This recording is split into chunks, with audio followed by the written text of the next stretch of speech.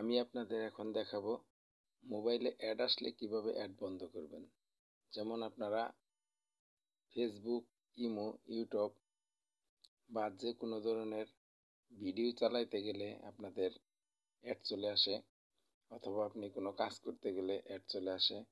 মোবাইলের যে কোনো কাজের সময় বা যে কোনো সময় বারবার যে অ্যাড আসে, অ্যাডের জন্য আপনারা বিরক্ত হয়ে যান।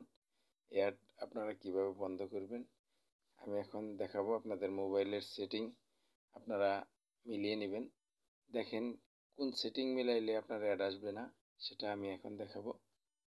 তার জন্য চলে যাবেন ক্রোম ব্রাউজার, পরে থ্রি ডট আছে, এখানে ক্লিক দিবেন। থ্রি ডট থেকে দেখেন নিচের দিকে চলে যাবেন, এখানে সেটিং আছে, সেটিংয়ে ক্লিক করবেন। তারপর দেখেন প্রাইভেসি অ্যান্ড সিকিউরিটি, এটাই ঢুকে যাবেন। এখান থেকে আপনার অ্যাড প্রাইভেসি, এটাই ক্লিক করবেন। এরপর আপনার এখানে যে তিনটা অপশন আছে, এখানে থেকে একটা একটা করে ঢুকে যাবেন। যেমন আমি উপরের অপশনে আগে ঢুকে গেলাম। এখানে দেখেন উপরের এই সুইচটা বন্ধ করে দিবেন, দিয়ে ব্যাক করবেন। ব্যাক করে এটার পরের অপশনে যাবেন, এটাও বন্ধ করে দিবেন।